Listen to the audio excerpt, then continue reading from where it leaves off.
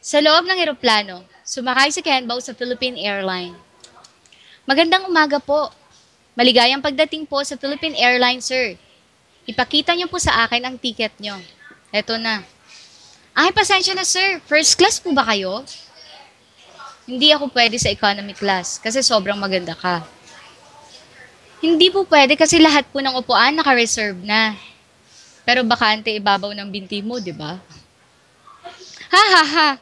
Huwag po kayo magbiro ng ganyan, sir. Ha ha ha, syempre alam ko. Ituro mo na sa akin kung saan ang upuan ko. Gabayan mo ako. Opo, sir. Halina po kayo. Salamat sa inyong paggabay, miss. Ano pong gusto niyong inumin, sir? Gatas mo. Ha ha ha, biro lang. Pahingi na lang ng kape.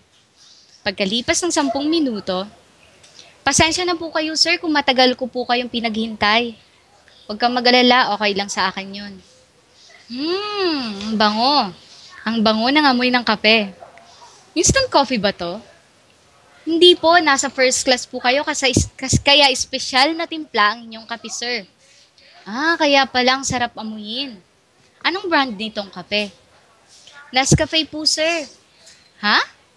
Nescafe? Galing Japan yan na instant kape. Hindi pa ako nakainom ng Nescafe pero masarap pala. Ay, ganun po ba? Pero pinakamahal na kape ang Nescafe sa Pilipinas. Paborito ko pong kape yan. Siguro bagong flight ka. Bakit alam nyo po? Ha ha ha, kasi maraming masarap na kape sa Narita Airport, di ba? Hindi ko po natitikman yung mga yon. Kasi kapag umiinom po ako ng kape, lumalakas ang pintig ng puso. Pero umiinom po ako ng kape sa McDo. Ay nako, sa McDo? Lahat Nescafe din yun. Siya nga pala, anong panahon sa Maynila? Ngayong araw po na ito ay maganda ang panahon sa Maynila at ang init-init po. Mabuti naman. Gustong-gusto ko ng mainit dahil maraming niebe sa bahay ko. Bahay ko kasi sa probinsya sa bundok. Taga saan ka nga pala? Taga Pangasinan po ako, sir. Pagkatapos ng duty mo, uwi ka ba ng Pangasinan? Hindi po, nakatira ako sa Maynila ngayon. Ganun ba? Sinong kasama mo? Ako lang po, sir. Hindi ka ba nalulungkot mag-isa mo lang? Medyo po. Pero po wala po akong magagawa kasi trabaho ko po ito sa Philippine Airlines. Kapag dumating ka sa Maynila, punta tayo sa restaurant. Pasensya na po talaga kayo, sir. Kasi di pwedeng suwayin patakaran po ng kumpanya. Kapag di po ako sumunod sa patakaran ng kumpanya, matatanggal po ako. Ha ha ha, naiintindihan ko. Unang flight mo ngayon, pero kapag pangalawang flight mo na, kawawa ka na. Salamat po sa inyong kabaitan. Sir, higpitan niyo na po ang inyong seatbelt. Lilipad na po tayo. Sige, pahingi na lang ako ng kumot. Opo, sir. Pagkalipas ng 5 minuto, naglanding na ang eroplano. Unang mensahe para sa lahat ng mga pasahero. Magandang hapon po sa lahat ng pasaherong nakasakay sa eroplano. Huwag niyo pong tanggalin ang inyong seatbelt hanggat di pa nakakalapag ng maayos ang eroplano. Bawal din pong manigarilyo. Kapag mayroon pong aksidente, dali-dali pong magsuot ng inyong safety guard. Otomatiko pong magbubukas ang kisame para sa inyong oxygen mask at sa ibaba ng upuan naandun po ang safety jacket. Kung paano po isuot ang ating safety jacket, pakitignan po ang mga tripulante sa kanilang demonstrasyon. Pero sa jacket, iba ang pagsusuot para sa matataba at sa mga payat.